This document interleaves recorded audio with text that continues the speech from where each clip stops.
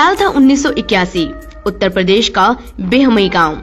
यहाँ एक साथ 22 ठाकुरों को एक कतार में खड़ा करके गोलियों से भून दिया जाता है।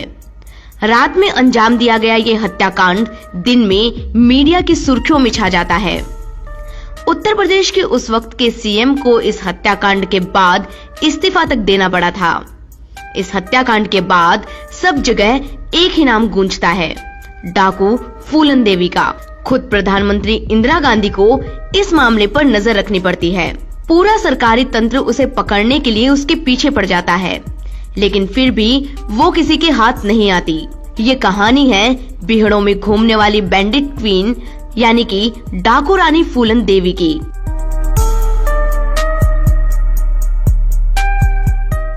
दस अगस्त यानी कि आज ही के दिन साल 1963 में उत्तर प्रदेश के एक छोटे से गांव घोरा का पूर्वा में फूलन देवी का जन्म हुआ था। फूलन का परिवार बेहद गरीब था।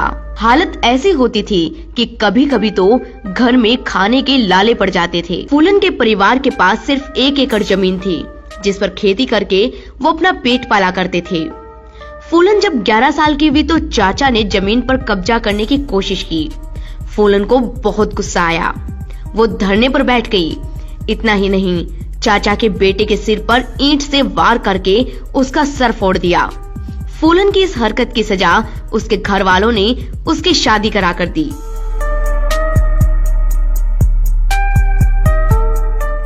फूलन देवी की शादी उनसे उम्र में करीब 20 से 30 साल बड़े व्यक्ति से करा दी गई। उसने फूलन पर बहुत जुल्म ढाए। नतीजा ये रहा कि फूलन ससुराल छोड़कर वापस मायके आ गई। मायके में भी वो ज्यादा दिन ना रह सकी और मायके वालों ने उसे वापस ससुराल बुला लिया। अब फूलन ना मायके की रही और ना ही ससुराल की, लेकिन ससुराल उसे मजबूरी में आना ही पड़ा। ससुराल में आकर फूलन डाकुओं के संपर्क में आ गई। फूलन ने एक डाकू गैंग ज्वाइन कर लिया, लेकिन दूसरे गैंग से उसकी ठन गई। एक दिन फूलन को दूसरे गैंग के लोगों ने अगवा कर लिया और 3 हफ्तों तक उसका बलात्कार किया गया।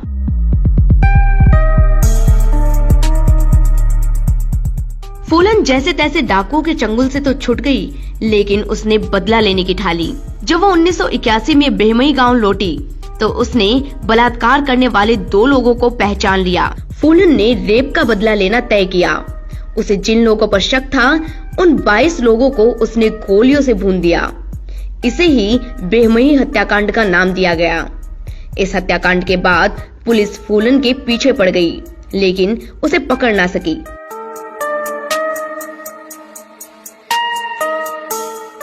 हत्याकांड के 2 साल बाद यानी कि साल 1983 में फूलन ने सरेंडर कर दिया। सरेंडर करने की फूलन की इकलौती शर्त ये थी कि उसे उत्तर प्रदेश पुलिस को ना सौंपा जाए। उस पर हत्या, डकैती और अपहरण के कुल मिलाकर 48 चार्जेस लगे। फूलन 11 साल तक जेल में रही।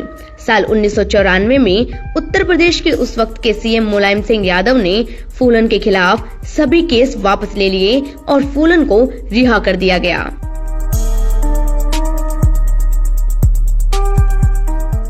बहुत कम लोग ये जानते हैं कि जेल से रिहा हुई फूलन 2 साल तक साउथ दिल्ली की गुलमोहर पार्क में रही। 1996 में फूलन ने समाजवादी पार्टी से चुनाव लड़ा और वे जीत गई। वे मिर्जापुर से सांसद बनी। मीडिया रिपोर्ट्स की माने तो 25 जुलाई 2001 को शेर सिंह राणा फूलन से मिलने आया। मीडिया रिपोर्ट्स की माने तो उसने ठाकुरों के हत्याकांड का बदला लेने के लिए फूलन को गोली मार दी और इस तरह बैंडिट क्वीन के नाम से मशहूर हुई डाकू रानी फूलन देवी के जीवन का अंत हो गया।